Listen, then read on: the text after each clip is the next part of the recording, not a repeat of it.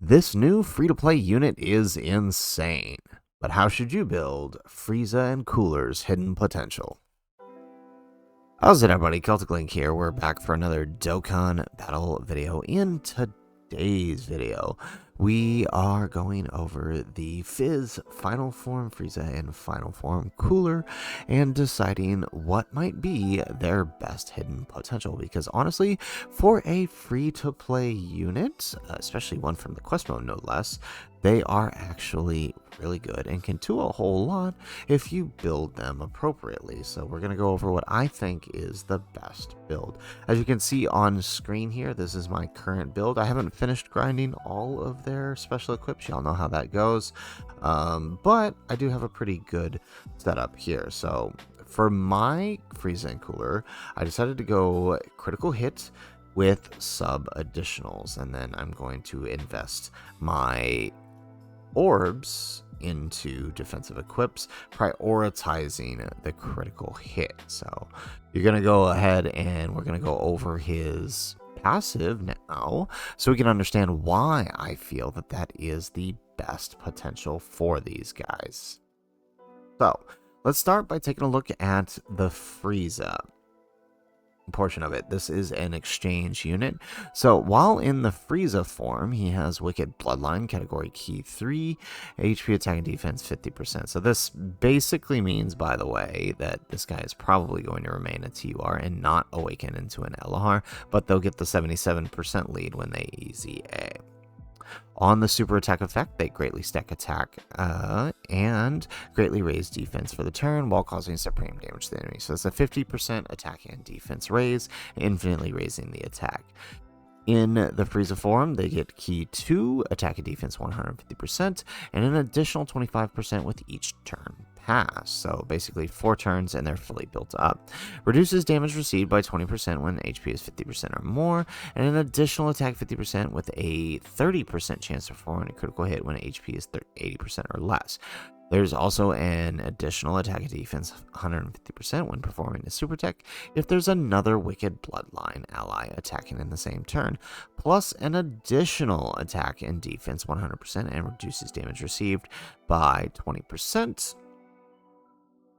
And an additional key 2 and chance of performing a critical hit 50% when all allies are attacking in the same turn. So you can look at this passive and be like, well, Celtic, wait, why did you go critical hit? Well, hold on, right? While the Frieza may not need the critical hit due to having, 50% and possibly up to 80% crit, there's a little more to it than that. Because this is an exchange unit, which means the passive is going to entirely shift when they exchange into Cooler. And typically you want to focus on what is going to, where you're going to utilize the unit the most. So the active skill is the exchange in this case, and it can be activated from the 5th turn from the entry turn or when 50% or less. But typically you want to wait until you're fully built up to do it. Once you do transform, you can see that they get key 2 and attack and defense 150%, reducing damage received by 20% for 1 turn from the entry turn, plus an additional damage reduction of 20%. The Cooler will launch 2 additional attacks, each of which has a 30% chance of becoming a super attack, plus an additional attack and defense 200% when performing a super attack, plus an additional attack and defense 30%, and an additional damage reduction 10% within the same turn with each attack performed. Launches an additional super attack every time he performs 3 or more in battle once within a turn. So you can see here, he's now launching a bunch of super attacks, all while raising his attack and defense for 4 turns. But you notice there is a significant lack of critical hit. That's right, these guys do not. Cooler has no built-in critical hit. So if you don't invest any critical hit in him, Cooler's not going to have a way to do so. So that is why my build, I prioritize critical hit. While he may not need it in Frieza, he's definitely going to need it once he gets into Cooler. And you can see in both forms, they get more than enough additionals that even additionals might not be necessary. When we look at the hidden potential breakdown here, as a Fizz type unit, they do want to lean into an additional attacks. And I don't think it's wrong to go full additionals, right? And with full additionals, you can get up to 40% if you lean into it in your skill orbs, in all of your skill slots, which means a 40% chance to do a 50% chance super.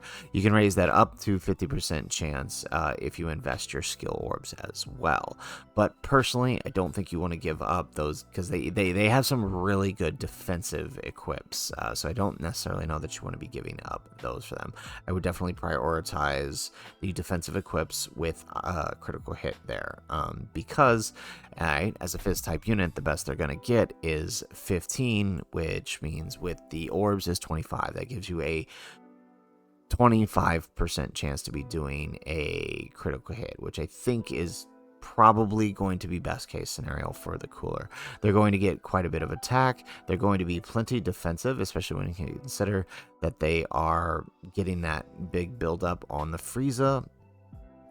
And then, of course, on Cooler, raising for 4 turns, right? So you want to be launching those additional attacks, get him built up, but he caps out, so critical hit is the way to go. And you can kind of see it's really not all that necessary. If we look in the Frieza form, right, 1.1 million with the damage reduction is what he's getting with with his additional attack, right? So he gets 1 super, 2 supers through his passive, and a 3rd through additional.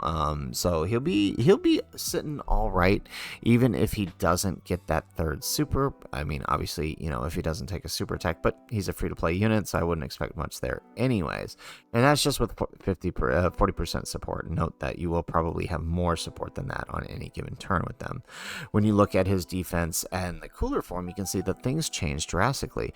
If you can get the 4th one, we're talking over 2.7 mil defense. Like, this is wild. This dude is a free-to-play unit. So even without that last additional attack, you're still 2.3 with all the damage reduction that he's got going on. Like, I don't know what they were thinking with this card, but he is wild. And you can see why you want that critical hit, right? It's not necessary, the extra additional attack. It's pretty much the same build I would have recommended back in the day for LR Cooler, right? Prioritize that critical hit so he can deal the big damage. He's got that damage. You want to take advantage of it. Even as a free-to-play unit, they're going to be doing quite a bit of good damage here with plenty of defense to back it up. So, guys, that is it for the video. That is my best recommendation for the hidden potential for the Frieza and Cooler, the new Quest Mode Awakening. These guys are probably going to easy A here, maybe not soon, but within the year, I'm sure. And of course, you will see that things won't change much for them. This hidden potential guide will probably still be the same, because basically they're just going to up all of the chances. So this recommendation will probably last even through their easy A, I'm betting, but we'll see. So that's it for the video, guys. If you like the video, make sure you hit that like button, subscribe to the channel if you have not already, and in the comments down below, let us know, how did you build your Frieza and Cooler? Like I said, I prioritized critical hit since Cooler has none, but let us know what you did in the comments down below. Otherwise, guys, as always, thanks for watching, and aloha.